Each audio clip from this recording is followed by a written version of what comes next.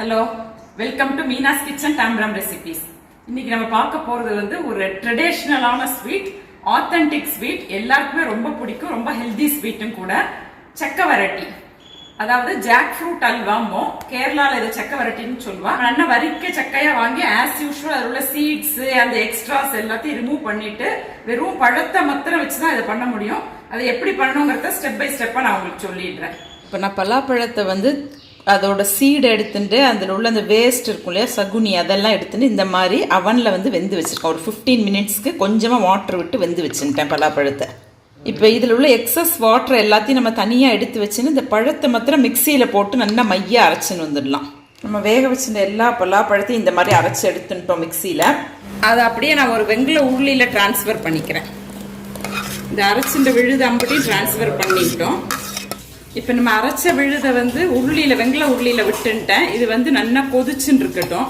இந்த mean time இதில் வந்து வெல்லம் ஆட் பண்ணிக்கணும். ஆக்சுவலி நிறைய பேர் டைரெக்டாகவே ஆட் பண்ணிப்பா, பட் இதில் வந்து டஸ்ட் இம்ப்யூரிட்டிஸ் இருக்கும் அப்படிங்கிறதுனால நான் எப்போவுமே லேசாக அதை வடிகட்டின்னு தான், ஜலம் விட்டு வடிகட்டின்னு தான் ஆட் பண்ணிப்பேன்.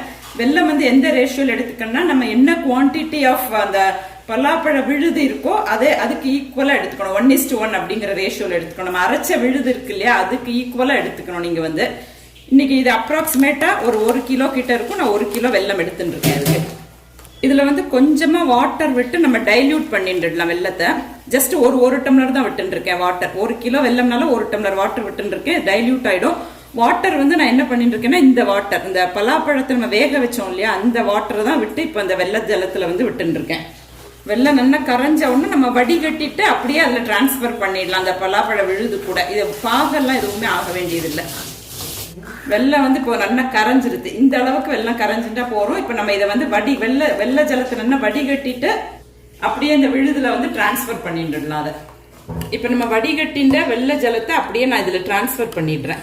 ரொம்ப ஜலம் விட்டுக்கூடாது வெள்ளத்துல, ஏன்னா அப்புறம் இது ஆகிறதுக்கு வந்து ரொம்ப டைம் ஆகும். நமக்கு சக்கவரட்டி ஆறதுக்கு, கெட்டி ஆகிறதுக்கு ரொம்ப டைம் ஆகும். இது ஆக்சுவலி பலாப்பழம் அல்வா மாதிரி தான் கெட்டியா நம்ம கிண்டணும்.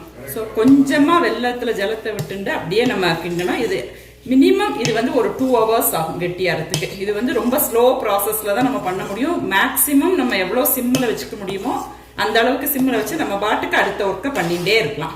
அப்பப்போ நடுப்புற வந்து இதை கிண்டி விட்டுக்கணும், அவ்வளவுதான்.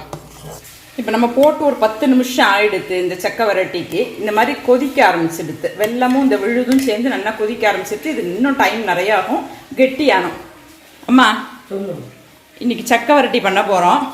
நீ என்ன சொன்னியோ அதை படிதான் நான் பண்ணிட்டு இருக்கேன். நீ என்ன சொன்ன? பலாப்பழத்தை நல்லா உரிச்சு சொல்லு. அதை நல்லா பலாப்பழத்தை நல்லா நறுக்கி இந்த ஜவுனியெல்லாம் எடுத்துட்டு துண்டுகள்லாம் நறுக்கி வேக வைக்கணும். வேக வச்சுட்டு அதை தண்ணி இருக்கும் நிறைய, அதுலேயே தண்ணி விட்டுருக்கும். அதை வேக வச்சுட்டு நல்லா இதுன்னா மிக்சியில் போட்டு ஒரு திருப்பணும். திருப்பிட்டு வெல்லம் அதுக்கு தக்கன எவ்வளோ பலாப்பழம் கன்சம் இருக்கோ அதுக்கு தக்கன வெல்லம் போடணும். வெல்லம் போட்டு நல்லா கிண்டிகிட்டே இருக்கணும். மண்ணெல்லாம் இழுத்துடணும். வெள்ளத்தை சுட வச்சு மண்ணை இழுத்துட்டு அதை அதில் விட்டாச்சுன்னா அது வாட்டு ஆயின்னு இருக்கும். அப்புறம் கடைசி கொஞ்சம் நல்லா நெய்யெல்லாம் விட்டு அதுக்கப்புறம் முந்திரி பருப்பு, ஏலக்காய் எல்லாம் போட்டால் நல்லா இருக்கும். ஓகே, இப்போ நீ சொன்னபடி தான் நான் பண்ணிட்டு இருக்கேன். நீ என்ன சொன்னியோ அதே படி தான் பண்ணிட்டு இருக்கேன். வெல்லம் இப்போ நான் எப்படி எடுத்துட்டு இருக்கேன்னா, பலாப்பழம் என்ன குவான்டிட்டியோ அதே அளவு வெல்லம் எடுத்துட்டு இருக்கேன். பட் நீ அன்னைக்கு என்ன சொன்னா, கொஞ்சம் கம்மியாக வெல்லம் பலாப்பழத்தோட ஸ்வீட்டை பேஸ் பண்ணிட்டு எடுத்துக்கலாம் அப்படின்னேன். சரி, பலாப்பழம் திணிப்பு இருக்காது, சிலது நல்லா இருக்கும். நல்ல ஸ்வீட்டு, ரொம்ப ஸ்வீட்டாக இருக்கும். அதனால நம்ம வெல்லம் கம்மியாக பண்ணா நம்ம ஒன்றும் பண்ணாது, நாள் பட இருக்கும் வாட்டு. சரி, அதனால ரொம்ப ஸ்வீட்டான பலாப்பழமா இருந்தா கொஞ்சம் ஒரு 8 குறைச்சு போட்டுக்கலாம், 3/4 போட்டுக்கலாம். நமக்கு தெரியுமே, சக்கப்பழத்தை வாயில போட்டு பார்த்தா தெரியுமே. அது நல்லா கிண்டி தான் நெய்யை விட்டு கிண்டி இந்த முந்திரி பருப்பு நிறைய வறுத்து போட்டு எல்லாம் பண்ணினோம் வச்சுக்கோ, அல்வா மாதிரி அது வாட்டு இருக்கும். கொஞ்சம் கொஞ்சம் குழந்தைகளுக்கு கொடுக்கலாம், ஒன்று கொடுக்கலாம். பாயாசமும் வைக்கலாம், பலாப்பழ பிரதமன் வைக்கலாம். கேரளாலாம் பலாப்பழம் போட்டு பிரதமன் வைப்பான். தேங்காய் பால்லாம் எடுத்து விட்டு இது பண்ணலாம். இதுக்கான சுகர் போட வேண்டாம், வெல்லம் தான் போடணும், உடம்புக்கு நல்லது. இப்போ இந்த சக்கவரட்டி வந்து 2 hours ஆயாச்சு. நான் வச்சு இந்த அளவுக்கு கெட்டி ஆயிடுது, நல்லாவே கெட்டி ஆயிடுது. இன்னும் ஒரு 15 மினிட்ஸ் நான் வைக்க போறேன். இன்னும் கொஞ்சம் இறுகினாதான் டேஸ்ட் வந்து இன்னமுமே நல்லா இருக்கும். அம்மா, இந்த அளவுக்கு கெட்டியானா போதும். இந்த அளவு கெட்டியான போருமா? கெட்டி ஆயிடுதா? காமி, கரண்டியில் லேசாக தூக்கி சட்டியில் ஒட்டாமல் இருக்கா? இது எக்ஸாக்டான பக்குவம் தானே, அல்வா பக்குவம் வந்துடுது இல்லையா? இன்னுமே கரெக்டாக ஸ்டவ் ஆஃப் பண்ணிடலாமா? ஓகேம்மா, ரைட். ரொம்ப தூரம் வந்து எங்கள் அம்மா எப்படி சொல்கிறாரோ அதே மாதிரி பண்ணியிருக்கேன். ரொம்ப எக்ஸாக்டாக வந்திருக்கு, ஃபஸ்ட் கிளாஸாக வந்திருக்கு. கொஞ்சம் கூட அடியில் பிடிக்கவே இல்லை. மோரோவர் ஒரு பாயிண்ட் கூட கீ விட்டுக்கல நான் இது வரைக்கும். இதுக்கு வந்து கார்னிஷ் பண்ண போகிறோம். இப்போ தான் முதல்ல நம்ம கீ ஆட் பண்ணிக்க போகிறோம். ஒரு 5 to 6 ஸ்பூன்ஸ் கீ விட்டுக்கலாம் நம்ம அதுக்கு. இப்போ கீ சூடானோன்னா நான் பாதாம் காஜு ரெண்டையும் இந்த மாதிரி கட் பண்ணி வச்சுருக்கேன். பொடி பொடியாக குட்டி குட்டியாக கட் பண்ணி வச்சுருக்கேன். அதை அப்படியே அந்த கீல ஆட் பண்ணிட்டுறேன். இந்த பாதாம் காஜு ரெண்டையும் தான் இப்போ நம்ம கார்னிஷ் பண்ண போகிறோம் அந்த சக்கை வரட்டிக்கு. இப்போ கீல வந்து பாதாம் காஜு ரெண்டையும் நல்லா இந்த அளவுக்கு ரெட்டிஷாக ஃப்ரை பண்ணிக்கிறோம். நம்ம கோல்டன் ப்ரௌனில் ஃப்ரை பண்ணிட்டோம். இதை அப்படியே நம்ம பண்ணியிருக்கிற சக்கை வரட்டியில் ட்ரான்ஸ்ஃபர் பண்ணிடுறேன் எல்லாத்தையும். இப்போ அதை நல்லா மிக்ஸ் பண்ணிட்டோம். நம்ம இந்த கீ பாதாம் காஜு எல்லாம் சேர்ற மாதிரி நல்லா மிக்ஸ் பண்ணி விட்டுடலாம்.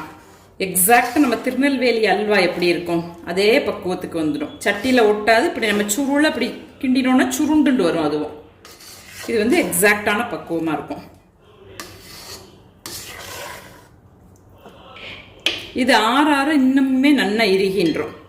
இன்னைக்கு நம்ம பண்ற இந்த சக்கை வரட்டி வந்து எங்க அம்மா சொல்லி கொடுத்த ஸ்டைல்ல தான் பண்ணிருக்கேன். இப்படிதான் எங்க அம்மா எப்பவுமே பண்ணுவாள். அதே மாதிரி தான் நானும் பண்ணிட்டு இருக்கேன். இதை வந்து நீங்க வருஷாந்திரத்துக்கு வச்சுக்கலாம். மோர் தேன் 1 year கூட வச்சுக்கலாம். நம்ம ஃப்ரீசர்ல ஸ்டோர் பண்ணி வச்சா இதை வச்சு நம்ம பிரதமன் சக்கை பிரதமன் பண்ணிக்கலாம். இலை அடை பண்ணலாம். நிறைய ஸ்வீட்ஸ் பண்ண முடியும். கேரளால வந்து இந்த சக்கை வரட்டியை பண்ணி வச்சுட்டு எல்லா ஃபங்க்ஷனுக்கும் இதை வச்சு நிறைய ஸ்வீட்ஸ் பண்ணுவா. டேஸ்டியான சக்கை வரட்டி, அதாவது ஜாக் ஃப்ரூட் அல்வா, பலாப்பழ அல்வாவை எல்லாருமே ட்ரை பண்ணி பார்த்து எப்படி இருக்குங்கிறதுக்கு எனக்கு ஃபீட்பேக் கொடுங்க. தேங்க்யூ.